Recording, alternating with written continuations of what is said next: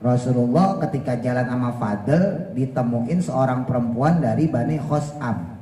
Lalu kemudian Rasulullah ngelihat si Fadl ini memandang si perempuan tadi. Lah si perempuan itu juga mandang si Fadl. Akhirnya sama Rasulullah dipalingin mukanya, gitu. Jadi ngelihatnya jangan lama-lama, gitu. Nah, jadi laki-laki tuh senang sama perempuan bukan baru sekarang, Bu. Ya. Dari zaman dulu. Makanya ibu itu kalau dandan itu ya di hadapan suami.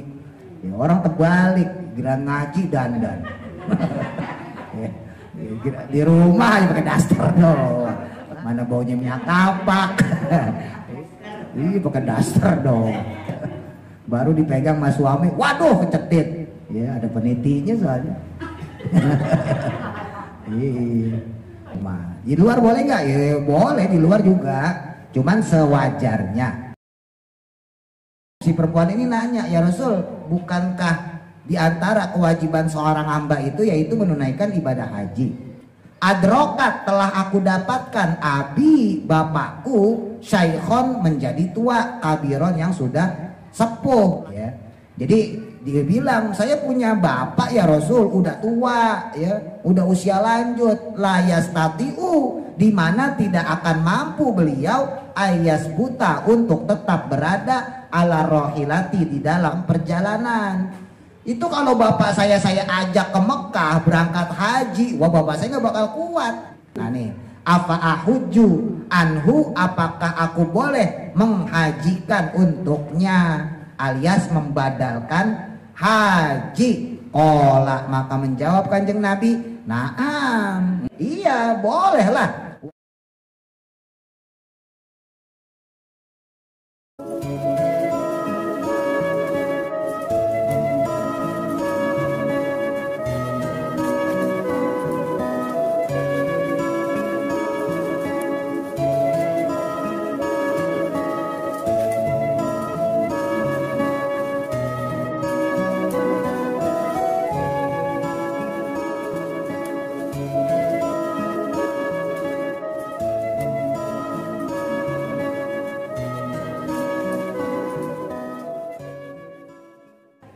Rawahu meriwayatkan hadis Al-Muslimu Imam Muslim dengan nomor hadis 653. Masih terkait dengan fadilahnya ibadah haji ya.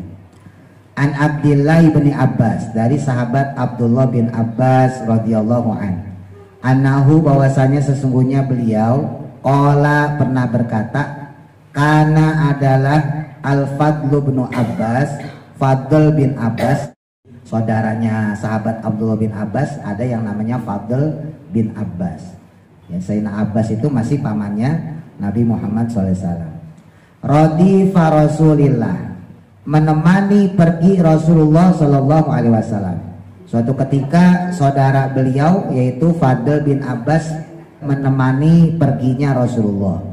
Faja'athu, lalu mendatangi beliau imro'atun, seorang wanita, min Khos'ama, dari suku Khos'am atau dari Bani Khos'am. Ini nama suku ya kalau kita Jawa gitu ya. Suku di Arab kan banyak, ada suku Quraisy, ya ada Nader, Bani Salamah, macam-macam.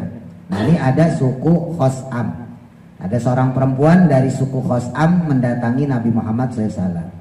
Tastaftihi, lalu kemudian perempuan tadi meminta fatwa dari Rasulullah. Faja'ala, maka terjadilah Al-Fadlu, Sayyid Fadl ya, yanzuru, itu beliau memandang ilaiha, kepadanya. Wa tanzuru, dan dia pun si perempuan tadi itu memandang ilaihi, kepadanya, kepada Fadl.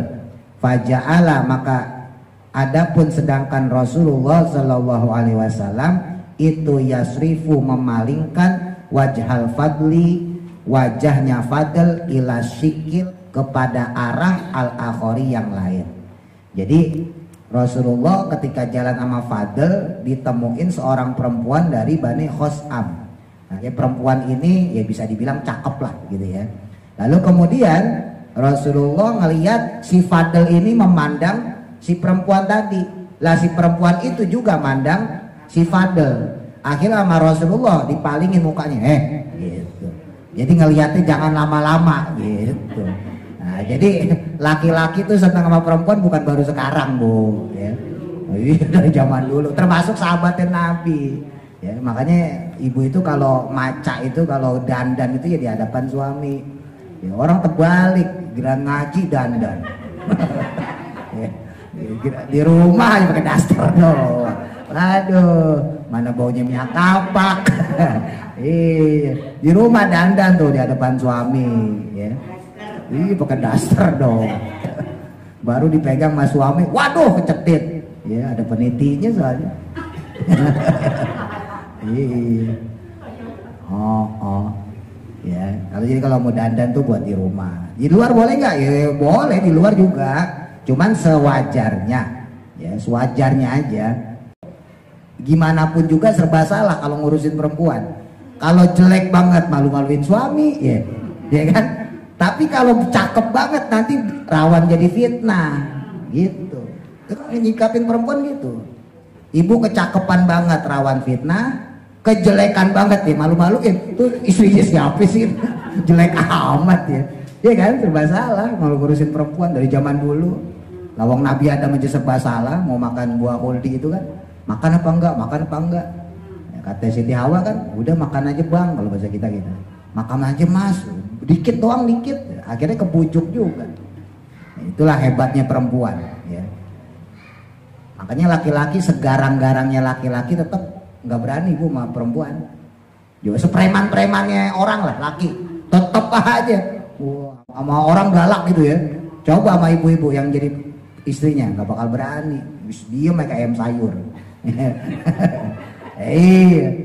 Tapi itu bagus ya, itu bagus. Berarti dia mengingatkan kepada ibunya gitu. Benar emang harusnya begitu.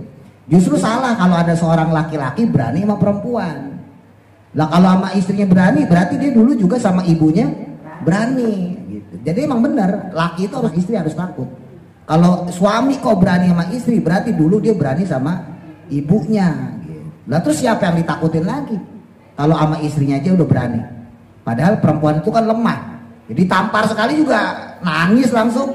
Ya kan? Iya perempuan mah. Beraninya kan cuma mulut doang. Gitu. Ya tapi justru itu senjatanya perempuan. Itu remnya perempuan buat laki-laki. Bagus itu. Ya, laki-laki bisa termotivasi dengan adanya cerewetan perempuan. Coba misalnya laki-laki di rumah aja. Kalau orang Betawi bilang ngejedok. Ya, diem aja di rumah, kagak usaha. Coba siapa yang bisa bikin motivasi itu laki-laki? Ibu sebagai seorang istri ya kan, berangkat pak, nyari duit, kerja, ngojek, apa kok gitu ya. Akhirnya keluar.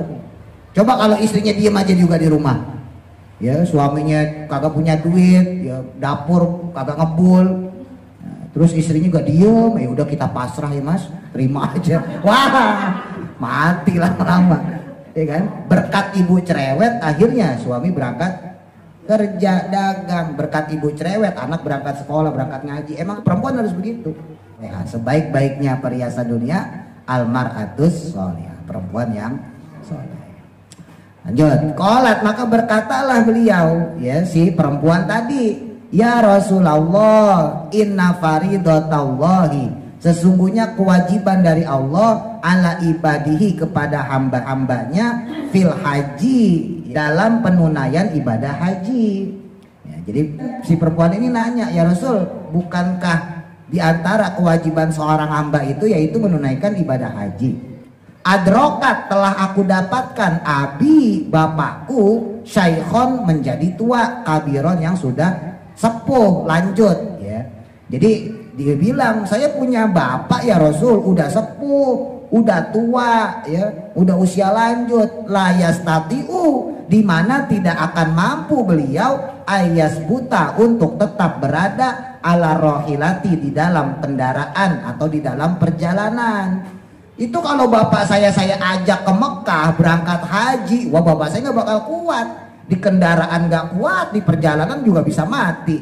Nah nih, afa ahuju anhu, apakah aku boleh menghajikan untuknya, alias membadalkan haji? Qala, maka menjawab Kanjeng Nabi, naam, iya bolehlah. Wadalika, dan adapun kejadian tersebut itu fi hajjatil wada'i, berada pada haji wada. Haji wada itu haji perpisahan. Ya, Nabi itu kemarin sempat saya singgung, haji itu cuman 1 kali. Ingat-ingat ya. Jadi Nabi itu hajinya cuman 1 kali, tapi umrohnya 3 kali. Nah, pada pertemuan sebelumnya itu ada hadis yang dimana seorang sahabat juga bertanya pada Rasul tentang ibunya yang sudah wafat. Ya, beliau nanya sama Rasul, ya Rasul, ibu saya udah meninggal. Andai kata dia masih hidup, pasti dia pengen naik haji. Bisa nggak saya badalin hajinya? Rasul juga bilang, naam, ya, huji anha. Ya, ibumu juga boleh dibadalin haji. Kenapa? Karena ibumu sudah niat haji, cuman nggak kesampaian berangkat haji. Nah, itu status ibunya udah meninggal. Ya, lah sekarang nih hadisnya sahih ya, Imam Muslim. Ini hadis orangnya masih ada, cuman dia tidak mampu. Ya, dalam hal ini bapaknya seorang perempuan dari Bani Khos'am. Ya, dia bilang sama Rasul, ya Rasul, bapak saya udah sepuh. Berarti kan masih ada ya, belum meninggal. Bapak saya udah sepuh, bapak saya udah tua renta. Tapi saya bisa berangkat dia naik haji, saya bisa, orang duit saya banyak. Nah, kalau bapak saya berangkat haji nanti dia mati gimana? Belum sampai Mekah. Gimana ya Rasul? Boleh gak saya badalin? Ya, jadi kita bayar orang untuk menghajiin bapak saya yang udah tua renta itu. Masih hidup ya, sekali lagi ya. Kalau yang tadi kasusnya ibunya sudah meninggal. Nah, ini masih hidup. Akhirnya dijawab sama Rasulullah, naam, boleh. Nah, jadi ini rujukan ya. Bagi orang yang dia udah sepuh, dia udah tua, udah renta, kok nggak mampu berangkat haji, boleh dibadalkan.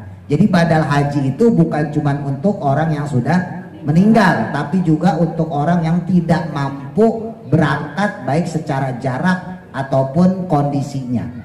Makanya kan di Quran itu disebutin orang yang menunaikan ibadah haji itu manis tato'a ilaihi sabila, ya. Targetnya itu adalah orang yang mampu dalam perjalanan. Dalam artian perjalanan berarti duitnya pun nggak boleh ngutang, ya, bukan boleh minjem. Termasuk di dalam hal ini ketika kemampuan dia secara fisik untuk berangkat menunaikan ibadah haji. Jadi andai kata ada orang nggak punya 2 kemampuan ini, kemampuan duit nggak ada, gampangnya gitu ya, kemampuan fisik nggak ada, ya berarti gugur, nggak ada kewajiban dia untuk berangkat haji. Nah, atau andai kata yang punya cuma 1, kemampuan duit ada, tapi kemampuan fisik kagak ada, seperti kasus ini nih, maka dia boleh dibadalin sama orang, gitu, ya. Atau sebaliknya, kemampuan fisik ada, fisik masih mampu, duit kagak gablek, ya, duit kagak punya, ya mau berangkat dari mana, ya. Makanya jangan maksain, ya. Kalau emang kita punya rumah cuman 1 misalnya, ya udah, jangan dijual, mentang-mentang habis ngaji kayak gini, wah harus pergi haji, dijual, jangan. Kalau kita masih punya tempat untuk tinggal nggak masalah, jual tanah ibu.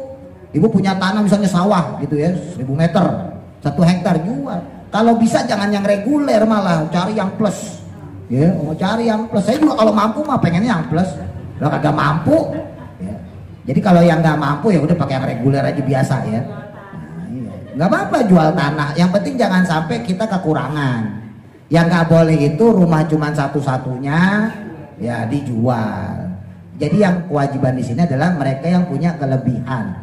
Ya, dalam hal ini berarti kelebihan baik secara fisiknya yang mampu, kesehatannya memadai, ataupun secara usaha dia dalam perjalanan, ya. Nah, makanya kalau andai kata ada orang kok bela-belain untuk berangkat haji sampai minjem, sampai ngutang, itu malah kagak boleh. Lah haji aja kagak boleh, apalagi umroh. Nah, umroh sekarang ada tuh umroh arisan. Iya, ada daerah sini nih, orangnya pernah saya tegur. Saya tegur orangnya langsung, saya mah per-peran aja, biarin, bodo amat, nggak suka sama saya bodo amat. Saya bilang nggak boleh, umroh arisan tuh nggak boleh. Jadi ibu berangkat dulu umroh, ntar baru dibayar pas udah balik ke Indonesia. Nah, kalau pengen umroh mah ngumpulin aja, ngapain pakai berangkat dulu di Indonesia baru dicicil bayar, malah pusing otak, pulang dari umroh malah kagak bisa tidur, mikirin utang. Iya, malah kalau ada, udah RW 8 lah, tau lah, saya nggak usah sebut orangnya ya. Saya tegur itu, saya bilang nggak boleh mas, kalau haji aja kita harus nabung, masa untuk umroh yang sunnah kita maksain, ya. Jadi ya itu waktu itu kemarin saya singgung ya, Ibu boleh umroh silakan, tapi daftar haji dulu. Ya, daftar haji itu yang wajib. Ya, kecuali ibu udah telanjur nih, habis ngaji gari baru sadar, oh iya saya udah daftar umroh lagi, duit nggak bisa diambil, udah telanjur. Ya udah biarin lah. Ya, tapi kalau belum telanjur, punya duit ibu 20 juta, 25 juta, langsung deh daftar haji. Tenang, masih lama ini 20 tahun paling. Ya, biarin aja udah kumpul di situ dulu. Ya. Nah kalau seandainya ada rezeki, emang ternyata jodoh kita, umur kita bisa sampai, alhamdulillah.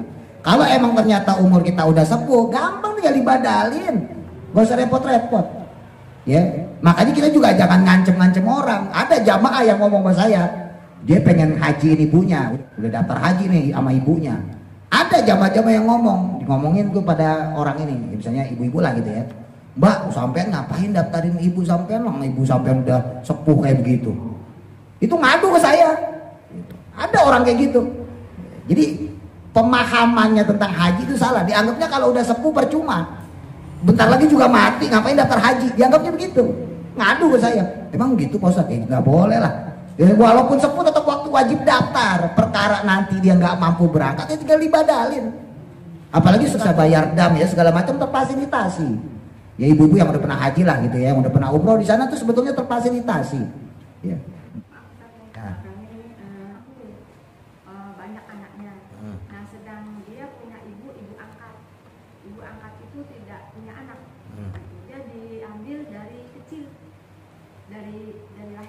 Dirawat lah. Ya, dirawat hingga dia bisa melaksanakan haji yang pertama.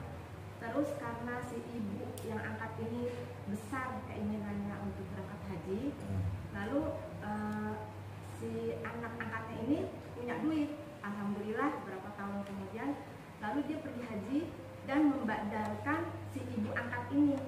Itu bagaimana? Itu sedangkan dia punya ibu kandung. Ibu kandung ini mampu, tapi dia juga anak-anaknya juga mampu gitu. Jadi kalau menurut Ustaz, ibu yang mana yang dibadalkan? Karena yang ini tidak punya anak. Ibu kandungnya itu posisinya masih sehat nggak? Sudah meninggal dua-duanya. Oh, udah meninggal. Nah kalau seandainya ada orang punya tanggungan ya, dalam hal ini sebaiknya memang yang harus dilakukan itu dari keluarga kita sendiri. Sebetulnya seperti itu. Jadi baiknya itu ketika orang mau ngebadalin haji ya dari keluarganya sendiri. Makanya sebetulnya badal haji pun kalau bisa dari keluarga, jangan nyuruh orang. Cuma kan nggak bisa kayak begitu. Ya nggak bisa, sebab kuota haji itu terbatas. Orang nggak bisa berangkat langsung gitu. Makanya dalam hal ini saya nyampein ilmu ya. Kalau masalah ilmu saya nggak peduli hubungan ibu sama saya. Ya, jadi ibu mau terima silakan, nggak pun nggak masalah. Ya, jadi kalau bicara masalah keluarga sebetulnya tetap yang wajib itu anak kepada ibunya, ibu kandung. Terlepas ibu kandungnya nggak ngerawat dia, terlepas ibu kandungnya nggak ngopenin dia, ya, terlepas yang berjasa justru malah ibu angkatnya, nggak ada hubungan. Ya, karena dalam Islam itu yang diakui secara hukum sah adalah orang tua kandung. Sekaya-kayanya orang ketua angkat misalnya gitu, nggak bisa jadi waris, ya kan? Tapi semiskin-miskinnya orang tua kandung tetap punya waris gitu. Makanya hubungan kita tetap sama orang tua gitu. Jadi kalau bicara mana yang harus didahulukan, sebetulnya yang bagus itu orang tua kandung gitu. Jadi bukan orang tua angkat, karena kewajiban seorang anak taat kepada orang tua ya. Kewajiban seorang anak berbakti kepada orang tua. Wah Bosat, orang tuanya begitu, nggak usah dipikirin. Ya, ini konsep saya loh. Ini termasuk doktrin saya ya. Ibu ngerti doktrin nggak? Doktrin itu prinsip yang ditekenin. Jadi kita itu nggak ada urusan sama orang. Urusan kita itu sama Allah. Ini doktrin saya sekali lagi. Ya, doktrin saya tuh kita itu punya urusan sama Allah. Di antara kewajiban kita sebagai anak adalah bakti pada orang tua. Itu kan? Nggak ada urusan sama orang tua. Orang tua mau seneng sama kita, orang tua nyakitin kita, orang tua ngejelekin kita, orang tua ngusir kita, orang tua nggak open sama kita, nggak ada urusan. Itu mah urusan dia sama Allah. Ya, ini penting nih. Ya. Kadang kan orang suka kecewa sama orang tua karena orang tuanya nggak sayang. Main gitu, nggak usah udah. Kadang ada, ngapain itu urusan dia sama Allah. Ketika orang tua kita, nauzubillah misalnya, nggak ngurusin kita misalnya, dulunya mungkin nggak ngopenin kita dan sebagainya, itu urusan dia sama Allah, nggak ada urusan sama kita. Ya, itu pertanggungjawaban dia sama Allah. Nah, khusus buat kita, pertanggungjawaban kita pada Allah adalah gimana kita bisa berbakti sama orang tua. Gitu. Ya, ini doktrin sekali lagi ya, ini prinsip saya kepada ibu semua. Ya bulan-bulan saya nyontoin lah, urusan saya sama ibu apa emang? Nggak ada, urusan saya sama Allah. Ibu mau datang, ibu mau ngaji, mau nggak ngaji, mau ngobrol, mau nggak ada urusan saya. Kalau saya begitu, ya nggak ada urusan. Urusan saya sama Allah. Saya punya ilmu, disuruh Allah buat ngajar, dikasih kesempatan sama Allah buat ngajar. Itu makanya saya manfaatin. Udah mas saya baca aja, saya jelasin. Ibu mau sambil ngupil kek, ibu mau sambil ya terserah itu. Saya kagak ngurusin ibu. Ya, makanya saya insya Allah ibu mau nyelekin saya nggak bakal kecewa, tenang aja. Ibu mau ngejelekin saya nggak ada urusan, nggak penting, ibu tuh nggak penting. Buat saya yang penting tuh tetap Allah. Ibu mau wasilah doang aja, pemantes. Ya pantasnya orang ngajar kan begitu. Ada yang ngajarin, ada yang belajar gitu. Pak pemantes aja. Ibu cuma sendiri satu orang tetap saya ajarin. Buat pemantes. Ya yang penting jangan nggak ada sama sekali. Oh, kalau nggak ada semua saya sendirian di sini. Woi, saya begini. Oh, iya. Bosan udah lama begini. Ya sama tuh sama anak ya, kita pada orang tua kita. Kalau kita mampu badalin, kalau nggak mampu ya jangan. Ya. Tapi tadi ya catatannya ya, orang tuanya pertanyaannya dulu nih. Ini masih mampu berangkat nggak? Kalau masih mampu berangkat ya berangkat sendiri, tetap nggak boleh dibadalin. Ya dalam hal ini kan hadisnya emang orang tuanya udah sepuh, ya udah uzur. Atau yang hadis kemarin emang orang tuanya sudah meninggal. Jadi yang bisa dibadalin seperti itu. Kalau orang tuanya masih mampu, ya kita kasih duit udah berangkat gitu. Kalau masih mampu sekali lagi. Kalau emang nggak mampu baru dibadalin. Jadi badal itu alternatif terakhir, ya alternatif terakhir. Termasuk tadi ibu misalnya punya suami misalnya gitu, mau badalin silakan. Kita punya bapak, punya ibu, silakan badalin kalau emang udah nggak ada, ya atau memang fisiknya sudah tidak mampu, gitu ya. Itu tadi kan apabila kedua orang tua atau ibu ini sudah meninggal, dia berangkat haji dengan minta redo dengan ibu kandungnya. Dan boleh berangkat aja, kamu kan mau badalin ibu itu, saya redo, saya ikhlas, gitu. Dia berangkat. Nah terus si ibu ini sudah dikasih duit untuk berangkat haji, sudah daftar, tapi umur kan tidak tahu gitu.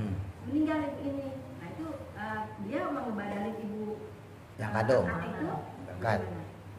Ya nggak apa-apa, pokoknya kalau selama dia mampu untuk ngebadalin, badalin. Cuman ini kan secara pertanggungjawaban, ya berhubung kita punya orang tua kandung, sekali lagi ya, terlepas sifat orang tua kandung kita kepada kita, tetap kita punya kewajiban berbakti. Nah diantaranya kalau kita emang punya rezeki ya berangkatin haji. Jadi secara urutan ya tetap harus orang tua kandung dulu, baru kemudian orang tua angkat, harusnya begitu.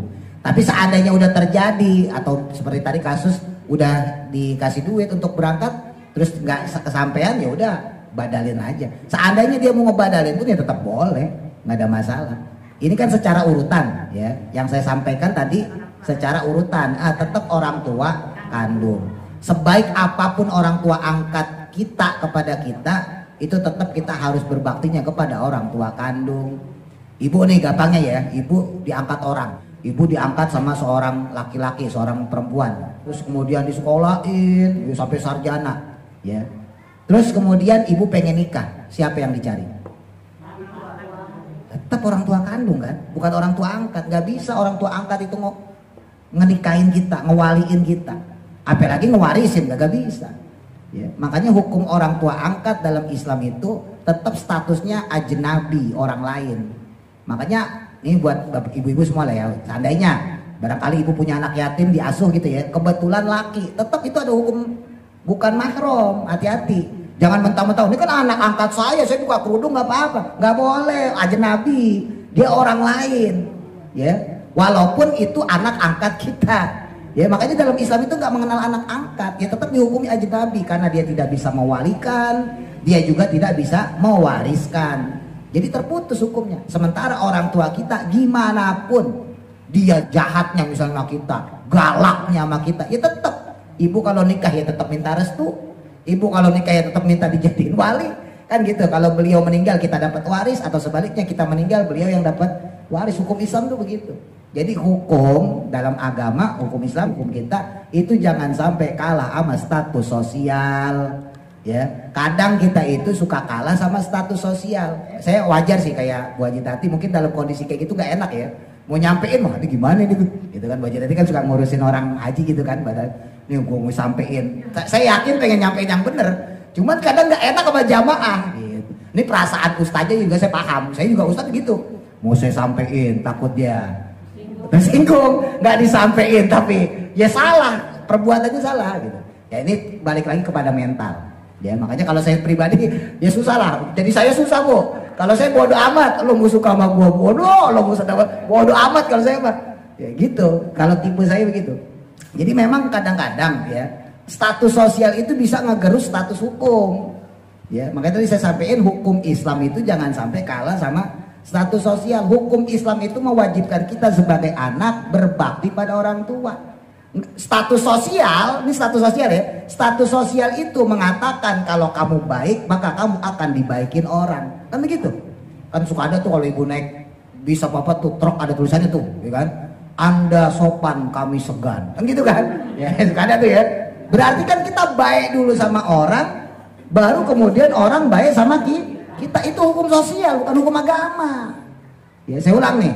Jadi kalau ada status misalnya, kamu baik kepada saya, maka saya akan baik kepada kamu. Itu statusnya hukum sosial, bukan hukum agama. Kalau hukum agama gimana? Kamu baik sama saya baik sama kamu. Kamu jahat sama saya tetap baik sama kamu. Kenapa saya tetap baik sama kamu? Karena baik adalah perintah Allah. Bukan kalau kamu baik saya baik, kalau kamu jahat saya lebih jahat. Oh, status sosial ya. Iya, makanya ya, pentingnya ngaji itu begitu. Jadi jangan sampai hukum yang kita pegang tergerus sama hukum sosial, bahaya. Kalau tergerus sama hukum sosial nanti lama-lama hukum agamanya kalah. Kan menjelang kiamat, ya ini udah tanda-tanda ya, tanda-tanda kan udah banyak nih. Menjelang kiamat itu nanti hukum-hukum agama hilang Bu, kalah sama hukum sosial. Nah orang yang megang teguh hukum agama, insya Allah dia termasuk orang yang mempertahankan agamanya. Jadi jihadnya zaman Nabi itu jihad fisabilillah, perang. Sementara jihad kita sekarang itu mempertahankan hukum agama. Nah hukum agama itu disampaikan untuk menyampaikan kebenaran, bukan untuk disukain orang, bukan untuk diagungin orang. Makanya orang jarang yang nanya sama saya karena takut. Ya, kalau ditanya Pak Ustadz saklek jawabannya gitu. Ya, saya mah bukannya saklek, emang seperti itu. Gitu. Cuman ya kadang kan kita juga butuh pertimbangan ya. Secara sosial ya jangan saklek-saklek amat lah maksudnya gitu.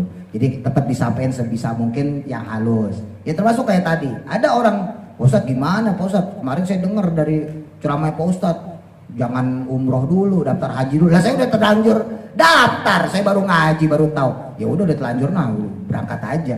Masanya kan duitnya kagak bisa diambil. Ya kalau bisa diambil, ambil daftar haji. Ibu udah terlanjur daftar umroh, ya udah berangkat aja. Tapi lain kali ibu punya duit, jangan daftar umroh, daftarnya haji. Ntar kalau punya duit lagi baru umroh nggak apa-apa. Ya, yang penting kewajiban kita dulu, nggak usah peduliin omongan orang. Wah percuma haji ntar nggak bakal kesampean. Dibiarin aja, orang pahala udah dapet kok. Toh lagi pula bisa dibadalin kok. Ya, gitu. Wallahu a'lam. Mudah-mudahan bermanfaat. Al-Fatihah. A'udzu billahi minasy syaithanir